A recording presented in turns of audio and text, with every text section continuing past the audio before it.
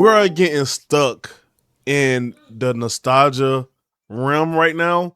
For some reason, we getting a whole lot of old things and getting what an infamous remaster remake. Woo! I ain't really the state of PlayStation Studios for the summer. Now I will say that we had a good bit of PlayStation Studios that announced some stuff, but it is definitely a good bit of them that was actually quiet this summer. So IGN had created a video about the state of PlayStation Studios, so we're gonna check it out, see what they say, and then we'll talk about some more of it. So let's go ahead and get into it. Studios to see what they're making and what games are coming to your PlayStation 5 in the months and years to come. While the console has received many great third-party releases so far this year, such as Resident Evil Requiem, 007 First Light, and Crimson Desert, only one first-party game has made its way into our hands: Housemarque's latest shooter, Ceros.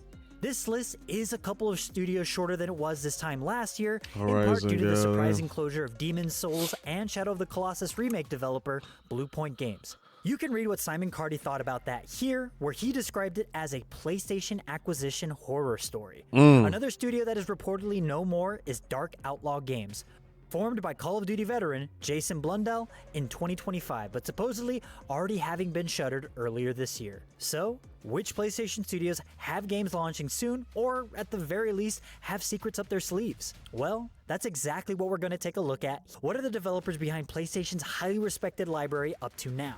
And how long will it be before we get to both see and play their projects?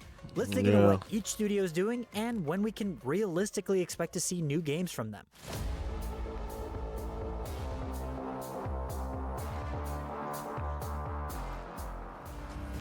Intergalactic Naughty Dogs. Naughty Dog's attention is now firmly on Intergalactic: The Heretic Prophet, a spacefaring game with retro 80s vibes. After leaving the future of The Last of Us HBO show in the hands of Craig Mazin, studio head and creative director Neil Druckmann is now working full steam ahead with his team on the Uncharted Studios' first new IP since 2013. But aside from a cinematic heavy trailer at 2024's Game Awards, we've seen very little of this sci-fi story. And with the big State of Play stream having just taken place, a lot of people are asking the same question. Where is Naughty Dog? Where is Intergalactic, and could Naughty Dog actually be skipping a whole console generation? What we do know is that Intergalactic stars Tati Gabrielle as Jordan A. Munn, a bounty hunter who gets stranded on a planet while on the trail of a criminal syndicate called the Five Aces. The Five Aces. It's also rumored to have a deeper combat system than any previous Naughty Dog game, with the reveal trailer giving us a tiny glimpse of its lightsaber-esque gameplay. Oh, and the music is being composed by Nine Inch Nails, Trent Reznor, and Atticus Ross. That is always a good thing. Could this be Sony's big 2027 PlayStation 5 game? We can certainly hope, but we'd love to see some gameplay before making such assumptions. It appears that this isn't the only iron Naughty Dog has in the fire, with Druckmann teasing that the studio has a second unannounced game in development. Could this be The Last of Us Part 3? Uncharted 5? Something completely different? Let us know what you think in the comments. Now, real quick about Intergalactic. Bro. When it was first announced, man, like I was like, yo, this will feel like a Naughty Dog game. And I'm hoping that we get this pretty soon. I don't see them skipping a whole console generation. It'll be kind of crazy if they do, but it might at least be in between. PlayStation 5 and then you're going to get like a PlayStation 5, then the PlayStation 6 version of it. But I don't know. I think we're going to get this pretty soon. Hopefully Game Awards, maybe, you know. Hopefully we hear something about it for the during the Game Awards. But this is, man, Intergalactic. I really a space bounty hunter, bro. Like, come on, bro. That's a combo for a good time, bro. For real, man.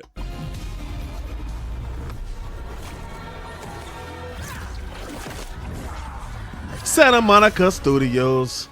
We finally know what Santa Monica Studios' next game is thanks to God of War Laufey's reveal ending June's State of Play with a bang. Yeah. Placing Kratos' wife Faye center stage, Laufey looks to expand the Norse saga beyond its 9 realms and into the afterlife as she battles gods from many different mythologies. Telling the story that appears to run parallel to God of War 2018, the combat is promising to blend the more modern, heavy-hitting action with the speed and agility of the original Greek games. We still don't know when we'll be playing it, but seeing as the studio's last AAA effort, God of War Ragnarok, was released in late 2022, hopefully it won't be too much longer to wait. It might not be that bad. Yeah. God of War Laufey, like that feels like how like the stuff that we have seen of it, that seems like a next year game. That it seems like it coming out next year. And when it comes down to PlayStation Studios, they might gonna want to stack the deck when it comes down to 2027, since they about to get rid of digital physical copies in 2028. So I see them stacking the deck all next year and hitting us with some bangers. We might be getting God of War next year for sure. Marvel's Wolverine is the next PlayStation Studios exclusive to hit the PlayStation 5. Yes, Launching sir. on September 15, 2026, Logan's ultra-violent adventure looks set to be more linear than open-world Spidey games we've recently seen from Insomniac, but from the gameplay we've seen, it shares the same slick action style. It'll mark the end of a 3-year wait for a new Insomniac game. By no means a long time 3 years? how long most AAA games take to make these days, but a notable duration all the same, seeing as Insomniac has been one of Sony's most productive studios over the last decade, launching multiple Spider-Man and Ratchet & Clank entries. This wait, of course, may be in part due to the massive data breach committed in 2024 that saw much of Insomniac's supposed future plans stolen and released to the public. Included in that theft was the notion that a Venom game was also in development at the studio and could have come out before Wolverine. That has been proven untrue as of now, though. Now with Insomniac and Wolverine and freaking Venom was a game that they might be making. I think Wolverine was the better option, even though Venom would be a cool game as well. We can't keep pushing us Spider-Man. Don't keep force feeding us Spider-Man, bro.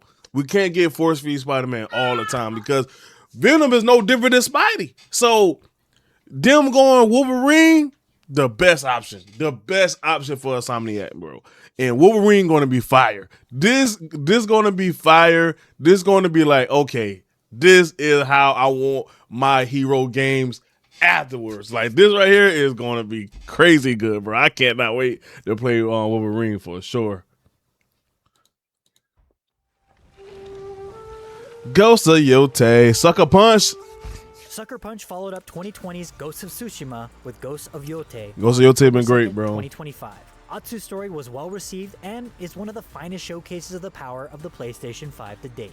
Right. The Seattle studio has already followed it up with Legends, the co-op multiplayer component of the Ghost series. As such, we wouldn't expect to see much from the developer anytime soon. No. Having been so busy recently, even if those infamous remake remaster rumors do keep popping up every now and then. Oh yeah, you know what? Ooh, bro. See, we are getting stuck in the nostalgia realm right now. For some reason, we getting a whole lot of old things and getting an infamous remaster remake. Ooh. I didn't play them to beat them back then when they came out, but getting a remake of that today for the 5? Oh, bro. Sucker Punch, y'all might need to think about that, bro. Y'all might need to think about that, bro. We might need to get a little woo. Yes, bro. Yes. But Ghost of Yote, love it. It's crazy that it came out last year. But yeah. They all right. I mean, 2020. Then 5 years later, they gave us Ghost of Yote. So they on a look like they got like a 5 year gap between their games. So it would be kind of nice for them to kind of think about doing like a remake, remaster of an old game that they got that's still looks good today. Like it don't look like a bad game to play. It don't look that terrible when it comes down to the graphics if you do play it. But other than that, yeah. I wouldn't want it to be a port though. 2022's Horizon Forbidden West with the Burning Shores DLC 1 year later as it continued to build out Aloy's story. With the West Coast set sequel ending on a cliffhanger, it's not a stretch to expect the Amsterdam-based studio to currently be working on the third part of the trilogy. The development time between Zero Dawn and Forbidden West was 5 years, so we may be getting close to hearing something about the series' next chapter. Before that, though, Guerrilla will release its multiplayer spin-off, Horizon Hunter's Gathering, described as a tactical 3-player cooperative action game. It takes the post-apocalyptic world of Horizon and paints it with a cartoon-like art style. No release date has been given as of yet. Horizon Zero Dawn. I mean, we knew like when it first came, I was like, okay, I'm gonna get it. But every game after that, the other games after Forbidden West or whatever, I think Forbidden West, I didn't really played it. And Hunter's Gathering, bro, it looks okay. We shall see. I'm hoping that the gameplay wise is very fun to play, but as we watching it and seeing it, it looks okay. So hopefully the gameplay of playing with your friends will be fun enough to continue playing that. So hopefully we'll hear something else about that. And sun dies. Madness reigns. Saros only just arrived in April, but if its predecessor Returnal is anything to go by, we can expect post-launch support for the Finnish studio's latest looper shooter for some time yet. Returnal saw a challenge tower mode added as well as co-op support introduced in the months following its 2021 release. So perhaps we can expect something similar. If reports are to be believed though, don't expect Saros to come to PC, as Sony is believed to have reverted to its original console-only exclusive approach, with PC no longer a focus for the company. So far, Saros is believed to have got off to a lukewarm start when it comes to sales, but we'll see how that develops throughout 2026. Sorrows is decent. It's a decent game. It's a decent game. I mean, like something like Internals, you will love it. But yeah, it's okay. It's okay.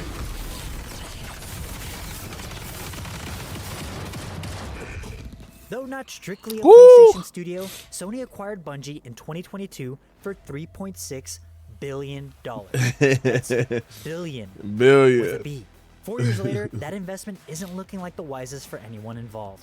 Destiny 2 has wound down development, and significant layoffs were recently announced by the studio, with the vast majority affected being on the Destiny team.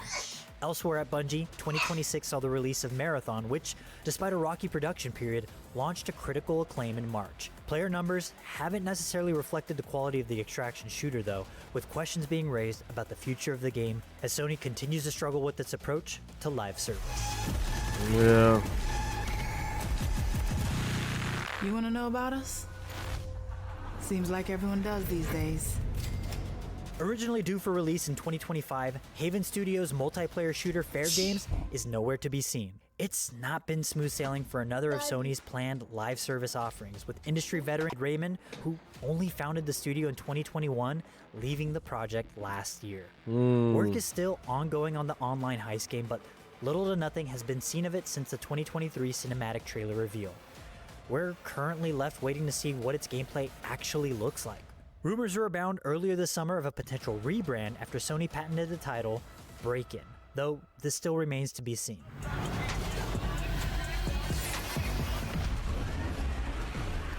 I mean, that game don't look bad. So we shall see if they're going to continue pushing that. Bend has been pretty quiet since the release of Days Gone way back in 2019, aside from giving us a remaster last year.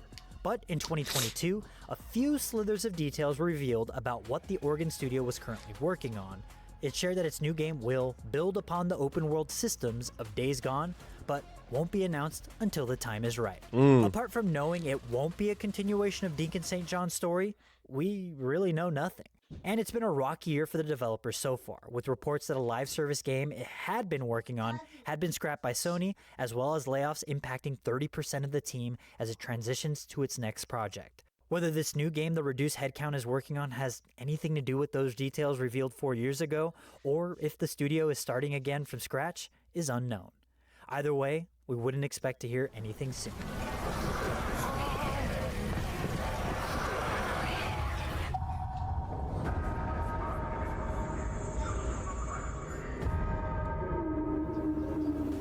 Media Molecule spent most of the past decade working on Dreams, the game creation and curation project that was released in 2020. But as a result of the significant layoffs at the studio in 2024, live support for the game has now ended, with Media Molecule's current aim being to ensure, quote, Dreams transition into a self-sustaining platform. There has since been no news on what the developer's next project will be.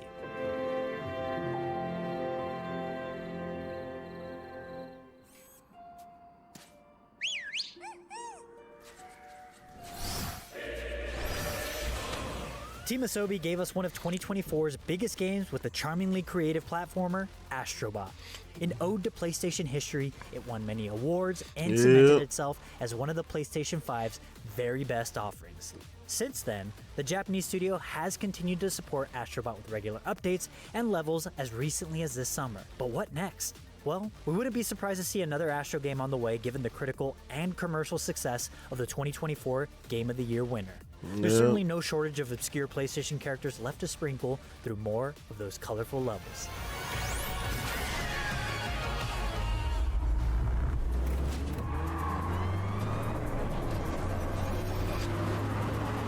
Polyphony Digital has been making Gran Turismo for over 25 years now, so it would certainly be a shock to see it veer from that racing line in the near future. Gran Turismo 7 came out around 4.5 years ago now. Maybe the time is approaching for the reveal of the studio's next racing sim.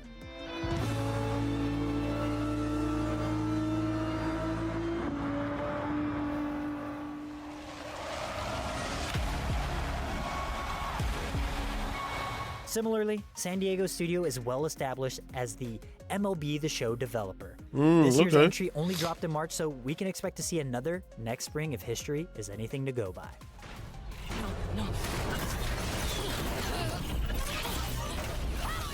Firesprite most recently developed Horizon Call of the Mountain for PlayStation VR 2, following the VR game. I'm about to say, I ain't never seen this. There have been reports suggesting that Firesprite was working on a live service Twisted Metal game, which has since been canceled. Instead, at June's State of Play, it was revealed that the team was working on Until Dawn 2, a follow-up to Supermassive's horror hit, this time taking place on a tropical island. Let's see if it can capture the magic of the original when it releases in 2027. It should. Oi! I wasn't expecting Until Dawn 2, but seeing that is okay, cool. Cause I mean, Until Dawn was good, so them doing a second one in a different scenery, well, it shall be good. We should see. We should see. Formed in 2025 as part of PlayStation Studios, Team LFG was spun out of Bungie to create a new team-based action game that draws inspiration from fighting games, platformers, MOBAs, live sims, and frog-type games. As to what a frog-type game is, your guess is as good as ours, but the project has been described as letting players inhabit a lighthearted comedic world set in a brand new mythic science fantasy universe.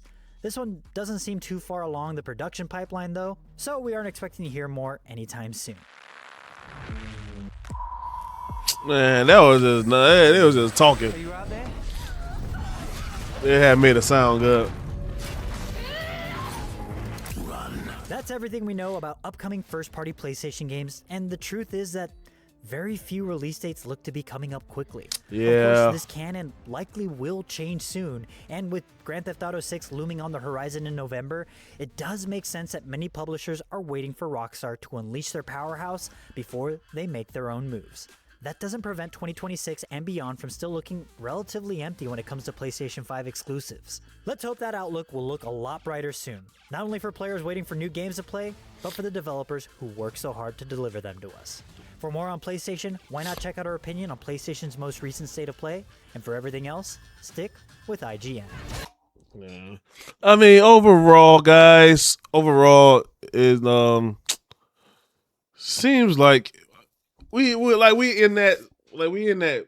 balance pretty much. Like we got some good games. We had some good games that came out, some decent games, but we don't have. I think Sony is like nothing heavy hit came out yet. But I'm very confident in Marvel Wolverine that it's going to be a hit. It's going to be a hit, bro. Wolverine going to be a hit, and then Marvel Token. I think they didn't say anything about Marvel Token. I'm thinking Marvel Token is more of a. I don't know if it's gonna be on Xbox now. I don't think it's gonna be on Xbox, but it could be a PlayStation exclusive. But it is coming to PC, so they might not count it as that. But other than that, Sony is okay. They not in deep trouble, but they are pretty much like this. It's like that, bro. It's like that. But I don't know, guys. Let me know how y'all feel about the state of PlayStation Studios and what game y'all actually excited to play, waiting on, and want to see more information. My number one is definitely Intergalactic. My number two, I guess God of War, but we did seen a good bit of comeback and where the story going to take. So I mean, I'm happy with what I already seen with God of War. But definitely Intergalactic, and I don't know. I think that might be it. Intergalactic, and I guess Intergalactic, God of War, and then probably I don't know about the live service games, bro. I don't know. They still struggling with the live service part of the things, but we shall see. Guys, let me know in the comments down below what y'all guys think, and I will see y'all in the next video.